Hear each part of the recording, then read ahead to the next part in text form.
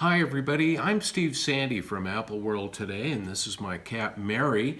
We're going to be doing a kind of a fun thing today, an unboxing of a Mac. Now, I love unboxing new technology. It's something kind of fun that I've liked doing since 1984 when I got my first Mac. And ever since then, there's been a kind of an endless parade of Macs, iPhones, iPods, iPads, Apple Watches, you name it. I've probably had them all, and I've really enjoyed taking them out of the box and getting that fresh Apple product smell. Well, this is kind of going to be a little bit different because what I have here is actually a vintage Mac. Not super old, but still pretty ancient as it goes. This is actually see if I can find it right here, but I believe it's 2004 model. This was sent to me by Dwight and Franklin Shee of Colorado. They are a couple of Apple World Today readers who apparently at one point found out about my bad habits of loving old equipment. So they sent this to me. And we're going to take a look at it. As you can see, it's a PowerBook G4 12-inch laptop. I actually owned one of these at one point. And if we take a look on the side here, it says 12.1-inch screen, 1.33 gigahertz processor, 256 megabytes of RAM. I think that's yeah, it can't be gigabytes. 60 gig hard drive, combo drive, airport, and Bluetooth. So it was pretty up to date at that point. So let's take a look and see what's inside the box. Okay, well, both the Sandy cats are now interested. This is Pippin checking in. But we're going to open up this PowerBook G4 12-inch and see how it works. Now, as you can probably see here, we have the traditional Designed by Apple in California icon, or not icon, but trademark on there. Let's see what's under here. Looks like we have an original software disk, maybe two. It says PowerBook G4 12-inch software install. Looks like disk 2 of 2. And some manuals. Welcome to Panther. Check it out. What you can do with Mac OS 10 and OS 10 applications. Getting started book. I don't think they ship things like this anymore. I think they expect people to know how to use them. And some information on Apple Care and Apple Bluetooth. And then underneath we have looks like the power adapter and a couple of DVI plugs. This one would go into, can't think of what you call that particular type of connector, but this one goes into a VGA. So if you've got an old VGA monitor, you could sure fire it up off of this thing. Now let's see what's underneath the styrofoam lid here. We'll open it up and there we are. A fresh, clean 13-year-old, maybe 14-year-old PowerBook. And you can tell it's got a couple of scratches on it, but none the worse for wear. The big thing is, will it start up? Let's take a look in the bottom of the box before we do anything else here.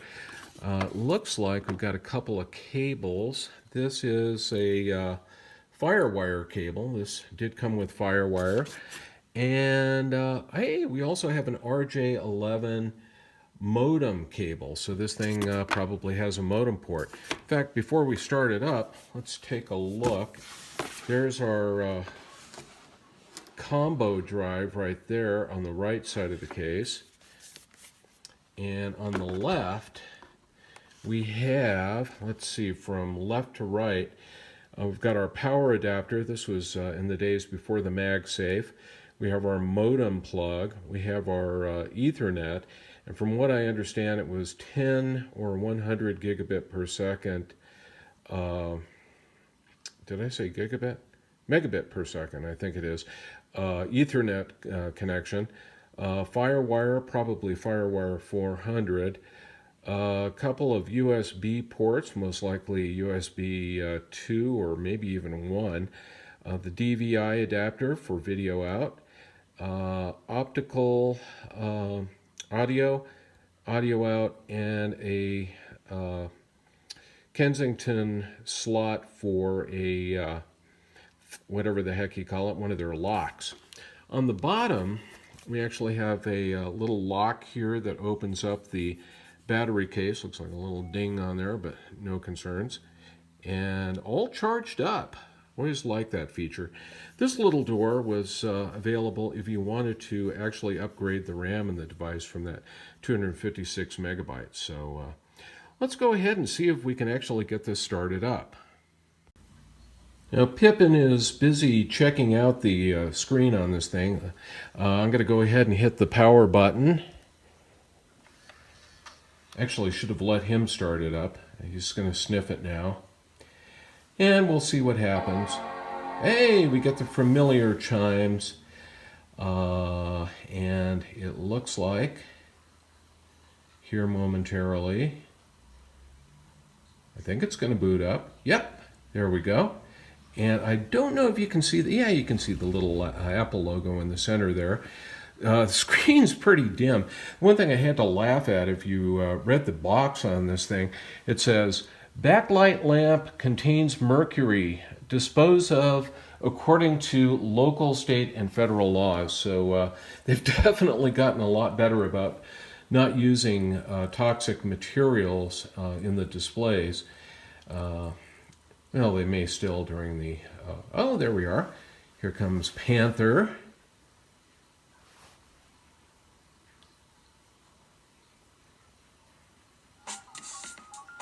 I don't know if you can hear that, but we've got a little music playing.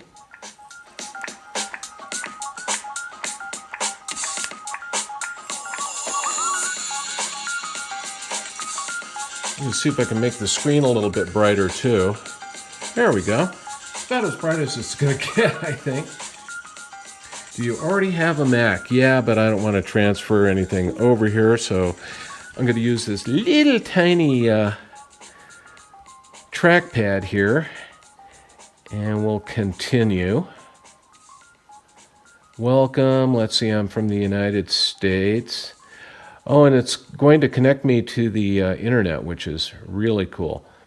It's thinking about it.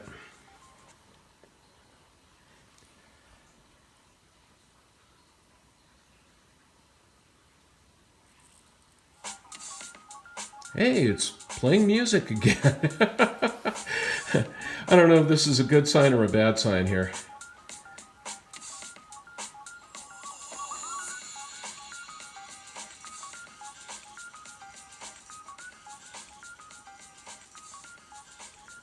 This is the same thing we had earlier, so this is not looking good. I may have to go through this a couple of times.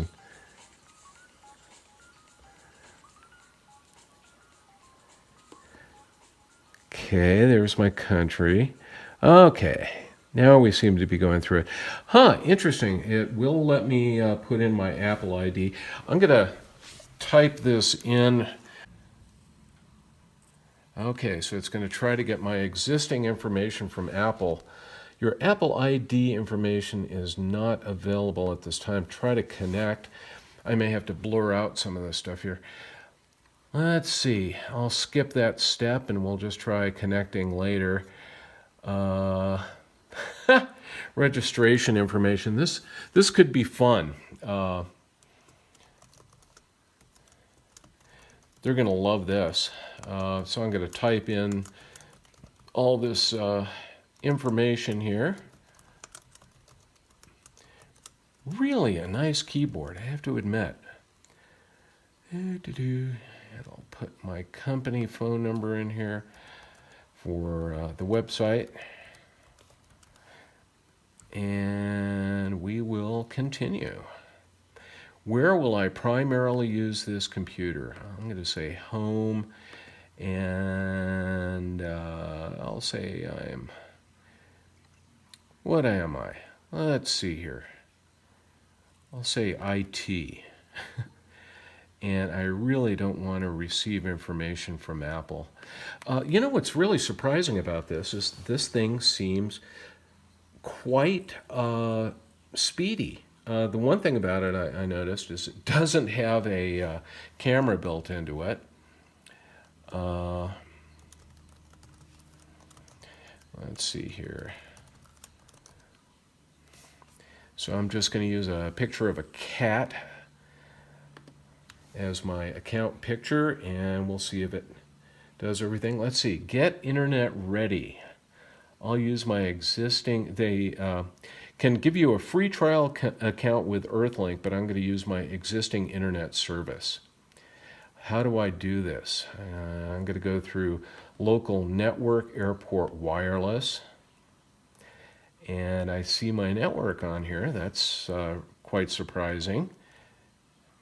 Now if I can just remember my password.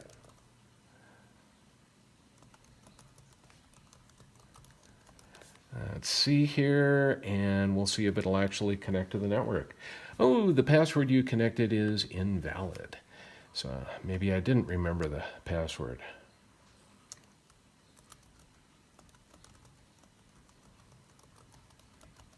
Try that one more time. Huh. And the funny thing is I am entering that in properly. So this is kind of interesting. It won't let me connect to the network. I'm almost wondering if, the network stuff we've got is a little too new and it's not able to pass along the password or something. Anyway, we'll see what I can do here. Well, after numerous tries, I was unable to get it connected to my Wi-Fi network here, so I'm going to go ahead and continue the setup, select the time zone, date and time. It's not 4/22/1976, it's actually 4/10, and it's 2017. Let's see here, and the current time is 1:20 p.m. Oops. Biggest problem with this trackpad here is that it has its own button. I'm so used to actually just tapping on the entire trackpad as a button. So it's kind of keep forgetting to do this. Don't forget to register. And we'll see what comes up.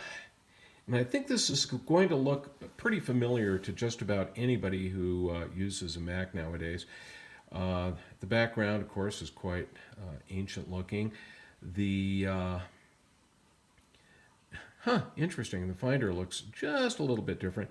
I have to laugh down here. We have I think that was, iChat. That was the old message thing, of course, with an AOL Running Man icon on it. We've got Mail, Safari, much older version of that, Address Book, iTunes, iPhoto, iMovie, iCal, QuickTime Player, System Preferences. And just for the heck of it, we'll see what other applications we have in here. Not a lot. We've got Internet Connect, which is for dial-up, if I remember correctly. We have Microsoft Internet Explorer, DVD player. We have Apple Script, and what else do we have here? Sherlock, which is the great program that Apple Sherlocked from another app that was out there. I don't recall what that was. We have the Stickies app, and in utilities, strangely enough, it pretty much looks like what we have nowadays. I'll have to see if I can use the airport administration utility to actually be able to get onto my network. We also have iSync, which was used to synchronize things like iPods to your device. So a lot of things look familiar. They've definitely changed quite a bit in the days. Interesting that it does show Leopard up here. Our Apple icon. Let's see here about this Mac. Okay, we actually have 1.25 gigabytes of RAM, so it looks like this guy got an update. We have we have a 1.33 gigahertz PowerPC G4. Yeah. Let's go to more info and we'll see what else we can find out. Like, I definitely want to see how big that hard drive is. So we'll go to ATA. And yeah, that's our CD rewritable DVD-ROM drive. And this must be our 60 gigabyte hard drive made by Hitachi. So congratulations to Hitachi for creating something that was able to last so long. 60 gigabytes. And my watch almost has more stuff there. SCSI, we don't have anything. USB bus, FireWire, FireWire 400.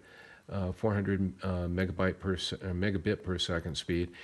Airport card, wireless network not available, so we'll have to see what's going on there. And the modem that's built into this thing is a 56K modem. So we could do some fast dial-up with this. Yeah, that's pretty impressive. And our list of applications, pretty standard there. But the one thing you may notice here is that everything does seem to come up pretty darn quickly. So you have to be kind of surprised by a machine that's this old and has this old operating system on it. It's still operating pretty good quickly. I'm going to launch iCal. That was the predecessor to calendars, and you can tell it just came up right away. So pretty impressive. Probably wouldn't do so if we had a lot of items in our calendar or we were drawing them from another location. Remember, this is in the days before iCloud, so there's no syncing with our other stuff out in iCloud. Anyway, you can see it does look pretty similar, but there's no app store. A lot of things are different, but a lot of things are pretty much identical. I'll still have to figure out why I can't seem to get onto the network, but I'm sure I will be able to do that eventually. If not, not a problem. I don't plan on using this as a regular machine, but it will be fun to have a unique old Mac like this to play with every once in a while when I need to. So that's pretty much it. I'm going to go ahead and we'll make sure it shuts down properly here. Let's see, shut down. Are you sure you want to shut it down? Wow, same dialogue we get today. And it'll probably go through its little routine here. Should go to black. And that's pretty much it. So anyway, you've now seen a PowerBook G4 from the past, actually doing a pretty good job of working. Just a couple little items we'll have to check out here, but for the most part, this antique seems to be working pretty good. Visit Apple World today on the web at appleworld.today, and please subscribe to our YouTube channel.